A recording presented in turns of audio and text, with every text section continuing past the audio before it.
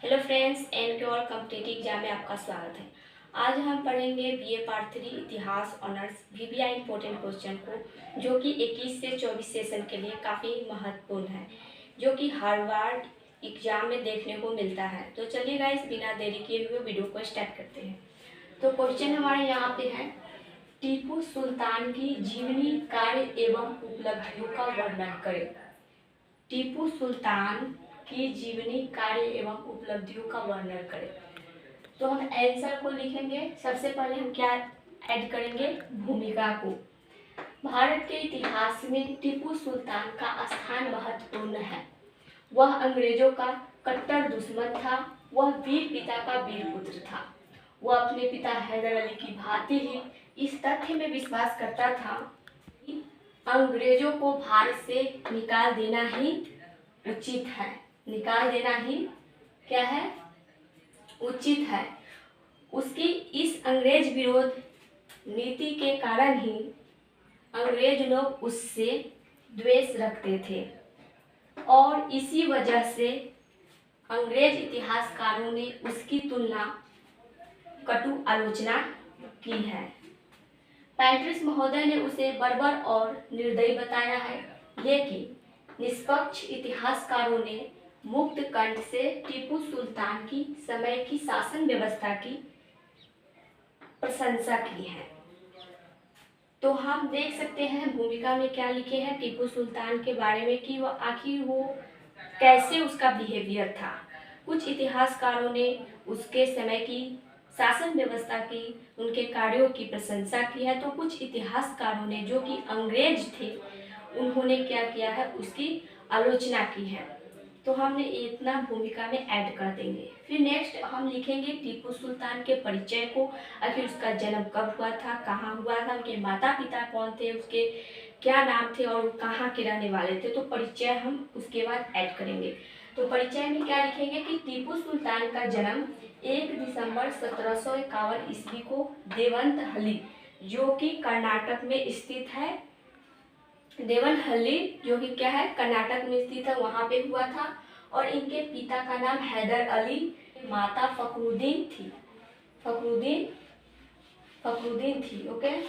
फिर टीपू सुल्तान सल्तनत मैसूर के सुल्तान हैदर अली के सबसे बड़े पुत्र थे।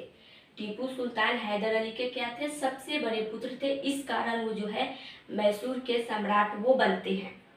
जिस समय टीपू सुल्तान अपना बचपन गुजार रहे थे, उस समय ये वो दौर था जब अंग्रेज जो है भारत में अपना जो है कब्जा जमाने की जो है भरपूर कोशिश में लगे हुए थे। अंग्रेज हिंदुस्तान में कदम जमाने की भरपूर कोशिश कर रहे थे। टीपू सुल्तान के पिता ने टीपू सुल्तान का परवरिश का बहुत अच्छा व्यवस्था किया था। उनकी शिक्षा के लिए बहुत दूर दूर से शिक्षक को बुलाया गया था। कहा जाता है कि टीपू सुल्तान को अरबी, फारसी, इंग्लिश, फ्रांसीसी, फ्रेंच, उर्दू, तमिल, संस्कृत जैसे तमाम भाषाओं पर पकड़ थी। इसके साथ साथ वो बचपन से ही घुड़सवारी, तीरंदाजी, तलवारबाजी जैसे तमाम चीज़ों में माहिर थे। 1769 ईस्वी में अंग्रेजों ने एक ऐसी बंदरगाह पर कब्जा कर लिया था जो टीपू सुल्तान के सल्तनत में आती थी। वक्ती तौर पर तो टीपू सुल्तान ने उस जगह से तो अपना कंट्रोल खो दिया, लेकिन टीपू सुल्तान इस हादसे की वजह से वो सुकून से नहीं बैठ सके और वो जोश से खड़े हुए और उन्होंने हैदर अली के साथ, जो कि उनके पिता थे, मिलकर अंग्रेजों से बदला लेने की ठान ली थी।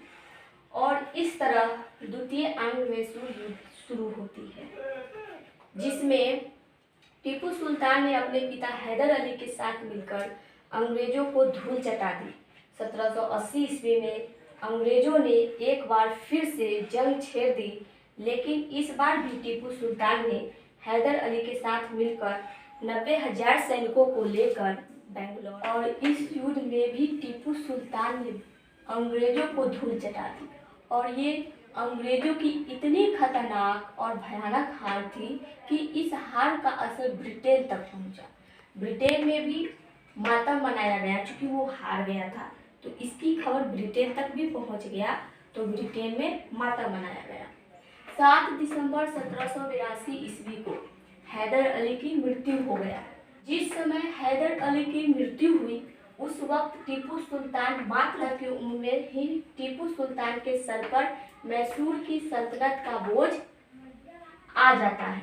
टीपू सुल्तान जब इतनी कम उम्र में ही मैसूर के सिंहासन पर बैठे तो उन्हें बहुत सारी परेशानियों का सामना करना पड़ा,